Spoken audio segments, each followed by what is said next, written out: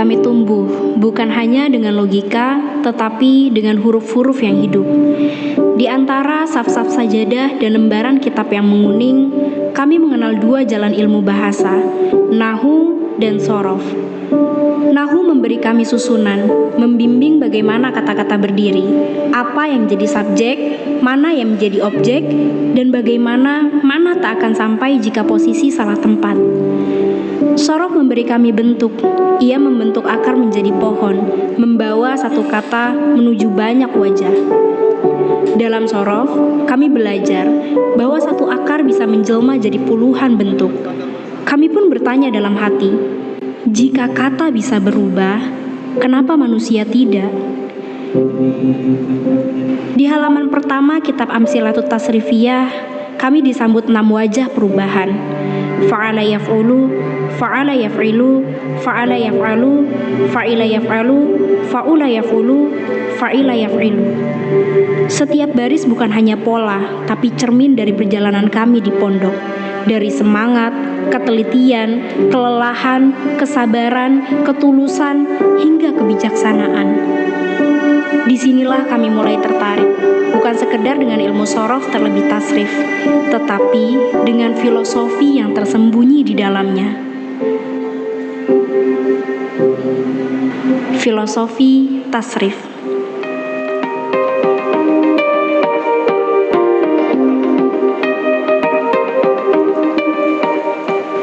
Di balik setiap baris tasrif, ada sesuatu yang tak diajarkan secara langsung tapi bisa dirasakan. Kami mulai dari yang pertama, fa'ala yaf'ulu fa'lan.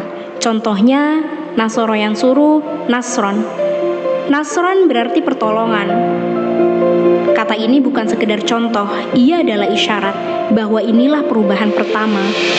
Fase di mana kami datang, masih asing, bingung, takut, membawa rindu, membawa harap, dan seringkali membawa air mata. Di pesantren, kami benar-benar dibimbing dari awal. Diajar untuk duduk, untuk sopan, untuk bersuara, dan untuk diam. Kami dilatih, ditegur, dituntun dengan suara lembut, dengan perhatian yang tak selalu terlihat, tapi terasa. Disinilah kami tahu, pertolongan itu bukan hanya kata kerja, tapi sikap hidup. Kami menangis, seseorang peduli. Kami lelah, seseorang membantu. Kami salah, seseorang mengingatkan. Bukan untuk menghakimi, tapi untuk menemani. Nasron adalah tanda bahwa hidup tak harus sendirian, bahwa sebelum kami bisa berdiri, ada tangan yang lebih dulu memapah. Dan kami pun belajar bahwa pertolongan adalah bentuk pertama dari cinta yang tidak egois. Nasron adalah awal dari makna, awal dari perubahan, awal dari menjadi manusia yang layak bagi manusia lainnya. Alhamdulillah Mas Faiz, mondok itu keinginan sendiri, dia mau mondok. Pertama berangkat juga dia alhamdulillah langsung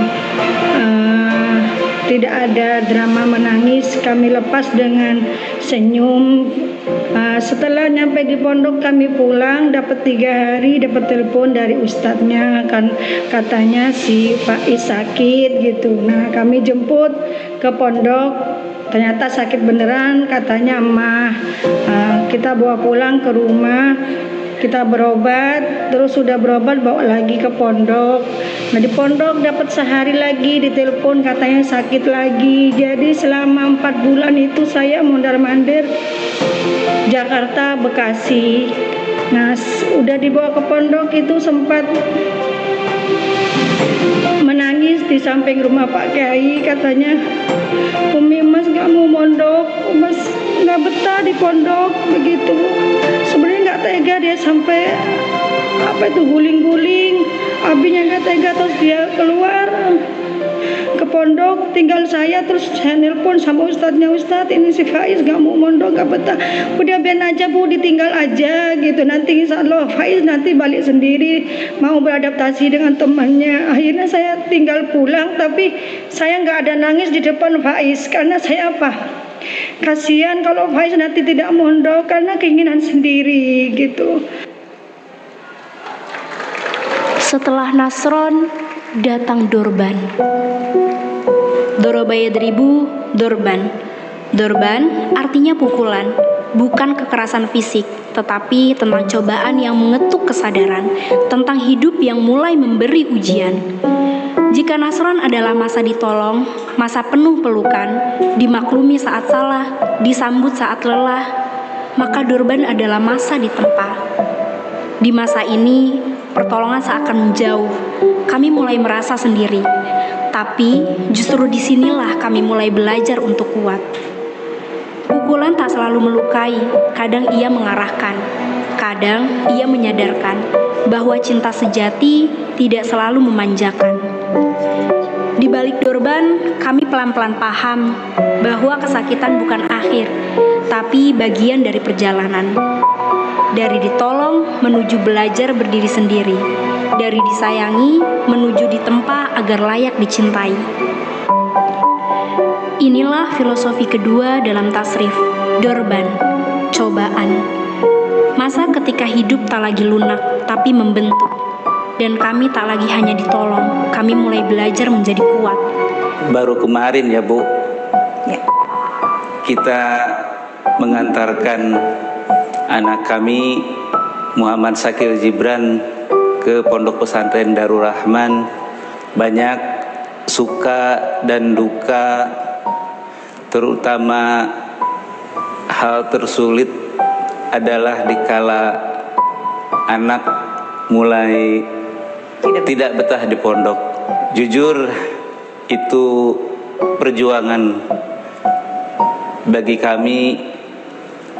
Kami terus berupaya memberikan motivasi, dorongan, memberikan nasihat dengan penuh kesabaran, serta terus berdoa memohon kepada Allah Subhanahu wa Ta'ala.